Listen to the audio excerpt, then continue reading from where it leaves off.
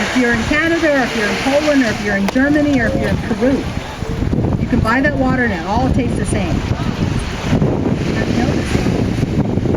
I noticed because our water tastes different than this water down here.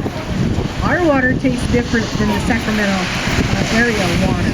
Our water tastes different than Oroville's water. I mean, if you know what water tastes like, then you have those taste buds, right? Where a lot of people couldn't tell the difference between Coke and Pepsi, right? But an avid drinker of Pepsi will know that is not a Pepsi. If you're not, then you know it all tastes kind of the same. So that's the bottom line of protecting, because GMO brings all kinds of pesticides, and brings all of the seeds that are a major problem with our birds. These GMO seeds get into the bird systems and create weak shells. They're not able to hatch their babies because they can't build the kind of shell that they need because of these pesticides. It gets into our fish. It gets into, everything that you can eat them. Whatever eats that bird now has that in it. Whatever eats that fish. Even out here in the bay, those fishermen who are getting these fish, there's a problem. And there's no signage, right? And you need signage in several languages, because there are people who provide their household meals by fishing in this Delta area, and they should have that warning. So,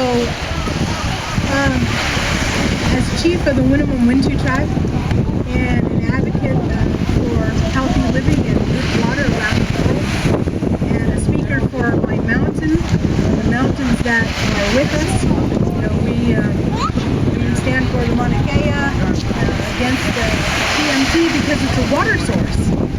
Not because we don't like science and then looking at the stars, but the water source of Mauna Kea is threatened by it. And so we have to all kind of wisen up and do as much as we can for the future generations. Like my grandson, most of us, we're beyond that time that it's going to actually affect us. But it's our grandkids and the ones after. And when you look at those little tiny ducks that are all being hatched all around right now, it's for them. It's for this little fish. It's for them. And it's for all the people. Like I say, we weren't the first ones created in this world. We were the last ones. And being the last ones, we have a very small job to help the world go round.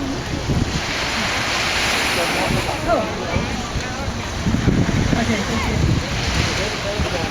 But it makes the world go round, and this world would be cleaner, it would be revived quicker if we all disappeared.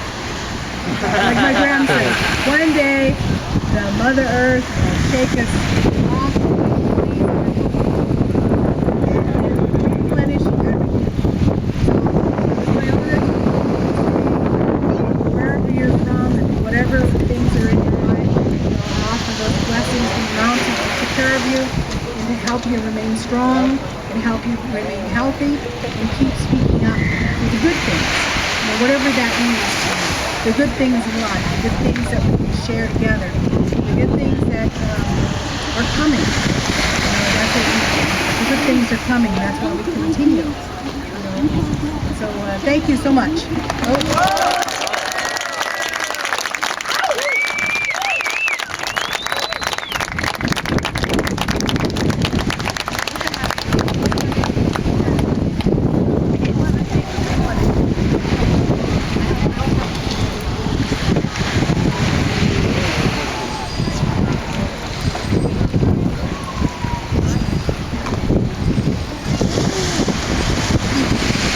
Mrs. Duke, again, my name is Richard Duca, Red Star Candelaria, Caja, Rumson Aloni, and Mescaleto Apache.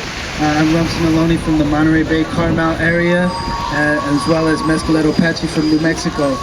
And so I have the great task of introducing my uhi. I said I want to introduce her. She said, "Luta, don't say nothing."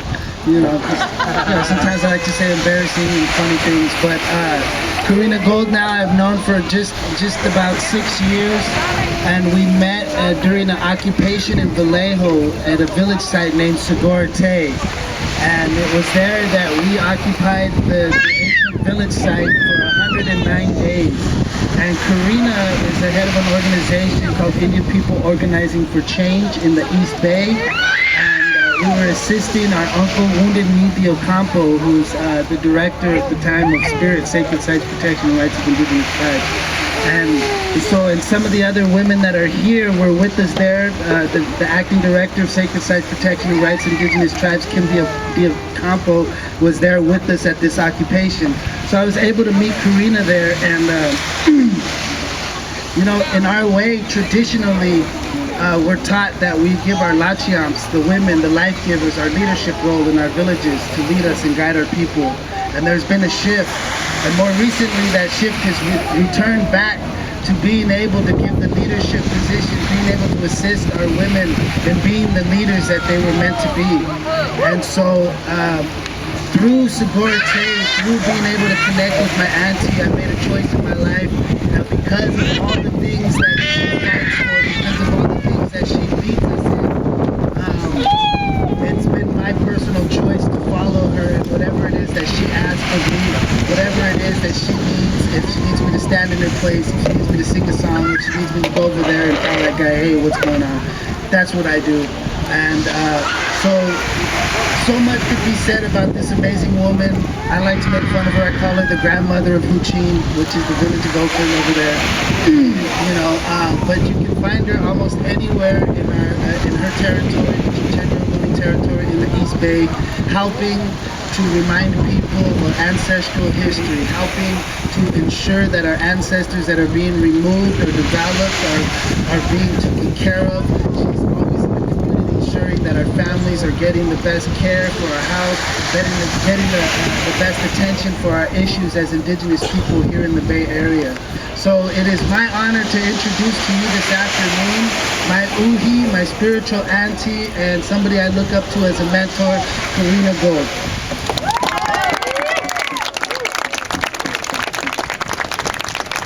I told you not to say anything. You don't listen very well. Thank you, Lucia. It's my great honor and blessing to be here on our ancestral territory. I want to thank Deborah for pulling this all together. Thank you for organizing this. Thank you for everyone coming out and giving time. And I think that one of the things that I do want to say is this is the Ramaytush people's land. And I'm always cognizant that when we are on other people's land, that we are. A lot of people throw us together as Ohlone people under a whole listing of things, but actually my ancestral territory goes from Vallejo down to the middle of San Jose and out to Highway 5. And so we have a large group. You want to come stand next to me? And actually, I'm glad that this woman's standing here right now with me, because we are teaming up in September, and we'd like for all of you guys to come and join us. We are doing a walk, run, bicycle, boat, horseback ride from our territory in the Delta all the way up to Caleen's territory in the mountains in September. It's going to be 5 weeks of people doing all of this thing to bring our sacred salmon home. The salmon that runs from Caleen's rivers down to our Delta and out through the bay comes back through our territory and back up to Caleen's territory. And we want to bring these sacred salmon home. And that's going to take all of us. And when we're talking about no GMO, no Frankenfish, we're talking about bringing these ancestors back to where they're supposed to be. And that's going to take all of us. It's not going to just be the native people that are involved, but all people that live on this world that have to deal with these issues for our children and our grandchildren, that you partner with us to do this journey for these salmon, for your future, for the future of all of us in this world. And so it's for the future of the water. It's for the future of the salmon. It's for the future of the plant life that lives next to it. It's for all of these things, to take the poisons out of the water so we have pure water again. To take all of this, to take all of these things that we need, that are necessary, and to give honor to the water and to the fish, to the salmon that need to come back up. So really, it's going to take all of us to do this journey. And I want to invite you to come and do that. We're going to start in September. We'll have blasted out on Facebook page, and you can see it on either Caleen or I, both private and our public. Deborah's will be blasting it out too. We're all pretty public about our Facebook pages. So please think about that. Think about journeying with us a mile, a half a mile, bringing food or bringing fresh water that's not in bottles, participating in transportation, and if nothing else, giving some of that cash away so that people can do the journey, right? Because some of us are here, some of us that are in this area that you know of can also participate. So spread the word is also a good way of doing that. You're good on your way. Caleen is a very busy woman and she has someplace else to be. So I really wanted to make sure that we were here and we all know about that, participating in that. So that's a journey, one of the journeys that we do. We journey for a lot of things. And it's amazing that we as people of different colors, different backgrounds, different ethnicities, different economies come together in a certain place around a certain issue. That grandmas come together, right? So I'm a grandma, I have 3 grandchildren, right? And so it's good for us to come together to know that we have to leave something behind, a legacy that is something that's good for our grandchildren, right? Something that's good for the next generations of the world. And so for me, as a Native woman on my own land, what I think about is what is it that we have to do, right? Invisible lives as we are in our own territory, that we still have the responsibility to stand up. In the ceremonies that we're told at this time, right now, it's time for the women to stand and hold their place again. It's time for us to listen to our hearts. It's time for us to remember what our original teachings were. It's time for the women to do that. It's time for the men to step not down, but to the side to be equal partners with us in doing that work. So it's time. Our ceremonies tell us this because if we don't do this, when we look around the world, we see all the devastation that the corporations has caused us. We see all the devastation that these governments have created. We see that they have been run by men. It is time for us to stop the warmongering. It is time for us to stop working with people in governments that are part of the corporate greed, that are taking money from them. We have to make sure that those people that are in government aren't taking any money from corporations. Or we need to make sure that we create a different kind of government. And if that's what it means, yeah, revolution, that's right. And it's okay to say that word right now, right? Because there's people all over the world that don't want Monsanto. There's people all over the world that don't want GMOs. And the people that are in power right now are not saying no. And if they're saying no, they're not saying no loud enough. We outnumber, as human beings, all of those people that are in charge of those governments. We, as human beings, have the right to say no to GMO. We have the right to say no to Monsanto. We have the right to say we want clean water. We have the right to good education. We have the right to run our own governments and our own lives without having Monsanto in our backyards. So we need to remember that. And so when we walk today, we remember that. So hell no GMO. Hell no GMO. Hell no Monsanto. Hell no Monsanto. That's it. That's great. Thank you so much for having me here. Thank you for being a part of this. Really love this. I can't wait to see you guys in September, walking and biking and swimming and boating and horseback riding with us. Oh.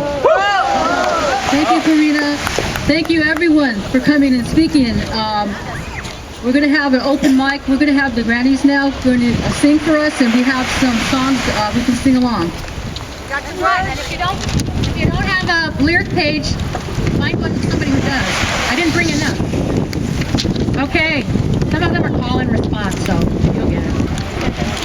Aloha to my friends from Mauna Kea. You're from Mauna Kea? All right. You're cousins of people from Mauna Kea.